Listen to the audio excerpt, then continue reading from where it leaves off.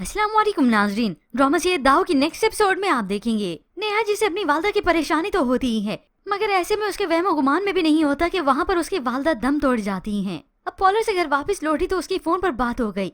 हमसाई से उसे बात होती है, आंटी खैरियत तो है ना? तो वो उसे रोते हुए कहती है बिल्कुल भी खैरियत नहीं है, बहुत बुरा हो गया बेटा, तुम्हारी अम्मी अल्लाह को प्यारी हो गई है। ये सुनकर नेहा जिसे पहले अपने कानों पर एतबार ही नहीं आता, मगर लम्हा भर में उसे अंदाजा हो गया कि वाकई ऐसा है। उसकी वालदा इस दुनिया से अब चली गईं। वो ज़ारो कदार रोती है और रोते हुए अपने कमरे से बाहर आती है, उस सबको बताती है और वहीं पर ही बेहोश हो जाती है। सुम्बुल उसे संभालती है, भाभी आप संभाले खुद को।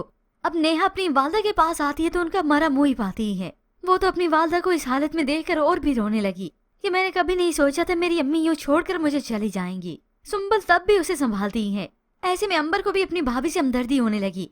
नहीं होती और नहीं पिघलता दिल तो इस अलमास बेगम का। अब मैयत के चले जाने के बाद तो नेहा और भी रोती है, सुम्बुल से गिला करती है, आसिम नहीं आया, आसिम को आना चाहिए था, मुझे उसकी जरूरत है, वो क्यों नहीं आया? तो सुम्बुल उसे तसल्ली देती है, भाभी आसिम आ जाएगा, आप परेशान मत हो। अब सुम्बुल यहाँ से जाती कि अपनी वालदा को कहूँ कि भाई कहाँ रह गए, क्योंकि इस मुश्किल वक्त की घड़ी में भाभी को आसिम की सख्त जरूरत है, वही भाभी को संभाल सकता है। मगर यहाँ जब अपनी वालदा के पास आए तो सीन ही कुछ और होता है। अलमास बेगम जिसकी अपने बेटे से बात हो रही है, वो अपनी वालदा को तसल्ली देता है कि बस मैं अब एयरपोर्ट के लिए निकल रहा हूँ। मगर अलमास बेगम ने तो फौरन उसे मना कर दिया, तुम क्यों आओगे यहाँ पर, मैयत को दफनाने के लिए ले गए हैं। आसिम ने कहा भी कि नेहा को मेरी जरूरत है, मगर वो तब भी उसे इनकार ही करती हैं कि तुम्हें इतने वक्त के बाद मौका मिला है प्रमोशन होने का, तुम इस मौके को अपने हाथ से क्यों गवा रहे हो, बस मैंने कह दिया तुम नहीं आओगे। यूँ आसिम आते आते रह गया। अब सुम्बुल जो ये बातें सुन चुकी है तो ये अलमास बेगम अपनी बेटी को भी बातों में लपेटी लेती हैं। और ऐसे में अंबर को भी गुस्सा आने लगा कि आसिम भाई को यहाँ पर होना चाहिए था। वो तो अपने दिल पे ये बात लेती और माँ से कहती है अगर ऐसे मौके पर मेरा शोहर मेरे साथ नहीं होगा मैं तो उसकी शक्ल तक नहीं देखूंगी। मगर अलमास बेगम को तब भी फर्क नहीं पड़ता, वो तो उल्टा उसी को कहने लगी कि तुम्हारा दिमाग ही खराब है, उठो भाभी को और सुम्बुल को बोलो कि चलें घर। ये सुनकर तो अंबर की हैरत की मजीद इंतहा नहीं रहती।